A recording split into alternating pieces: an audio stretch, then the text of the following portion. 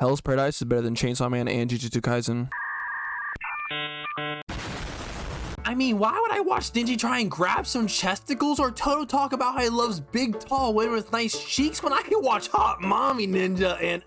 But if you're one of those cringy people watching for the plot, then I'm not gonna lie. If you've seen any of the Dark Trio, whether it's Hell's Paradise, Chainsaw Man, or JJK, then you've seen all the Dark Trio already. The MC accidentally gets involved in an organization, whether it's sorcerers, mafia, or the law, and they give him an ultimatum. You can help us kill these monsters, or I can bust a cap in your ass. But where Hell's Paradise starts to differentiate itself from the other two is once you get to the island. Executioners and criminals are pairing up and dropping in Fortnite style onto this uninhabited island that no one has ever returned from, all to retrieve an elixir in life, and whoever brings it back is pardoned of their crimes and free to live however they want. So as you expected, it looks like any anime Twitter conversation. Heads are rolling, people are impaled, some are trying to run away while others started looking for the elixir, and the remainder, they're just trying to kill people too. Blood is spilling all over the island, people are dying left and right, and by episode 3, half of the characters are dead, but the other half that remain is comprised of one of the most diverse and one of my personal favorite cast of characters. There's a leader of a bandit group and his brother that's an empirical executioner, an elite ninja that actually knows ninjutsu, a blind guy that uses his sixth sense to see things, a literal cannibal giant,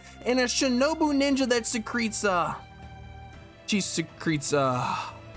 Did I mention that 98% of you aren't subscribed? But what's so awesome is by having such a diverse cast of characters with a wide array of skills, talents, and personalities is that when you scatter them over this island and then pit them against each other or have them team up due to varying circumstances and then shuffle them over and over again, it creates a constant change in your character dynamics, making every team up feel completely different. Also, by constantly changing the character dynamics, we can see a well-rounded version of them all and grow to love them even faster. So when this guy that has the same amount of screen time as 1010 dies, I'm kind of upset. And you better get used to that feeling because Yuji Kaku is not afraid to no rush in his entire cast of characters. But you can only have renowned criminals and executioners unalive each other in so many different ways. So naturally, Yuji fixed this by placing them in a nucking futz world where flowers are sprouting from corpses, butterflies have faces, there are fishmen, giants, and gods, and the world he drew is just so beautiful and insane, and honestly one of my favorite worlds in all of anime. Not because there's topless women running around making out and decking people, but because it's a world that grows even bigger and more mysterious with every step the characters take. The different environments that you can find throughout the island, along with the creatures that inhabit them, a strange power that's invisible to the eye but can be essentially well-trained mind, and several strange phenomena that occur across all of these areas that all circle back to the main mystery of the island: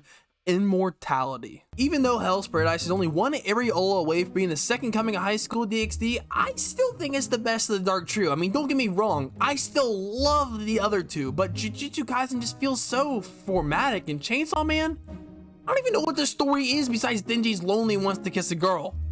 Like, join the club, pal. And trust me, I know Hell's Paradise is a very formula-based story too, but it's spiced up enough that it feels more unique, and it's concise enough that I know what the goal actually is. And has an insane and mesmerizing world and a very diverse and interesting cast of characters. But let me address the elephant in the room now. A lot of people like to use this high IQ argument saying the show is bad by simply saying mid, without any context. So I'm going to explain their side because someone has to speak for these vegetable brain Dragon Ball fans that apparently only know how to say mid. A lot of people say Hell's Paradise is bad because of its pacing.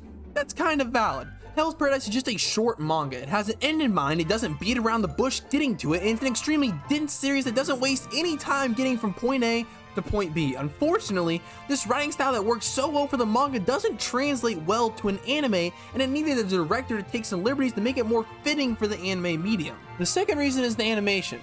Mappa catfished us, short and simple. They showed us a very enticing and fun animation for the first couple of episodes, but then it quickly fell off. It wasn't bad animation though, it just wasn't Chainsaw Man or JJK, but it was still above average. And the drop in quality of the animation wasn't drastic enough to hinder the experience I was having while watching it, and trust me, it could have been so much worse. So in conclusion, Hell's Paradise is just better. It's deranged world, it's zany cast of characters, it's unique-ish story, it's slightly above average animation, just puts it above Chainsaw Man and JJK.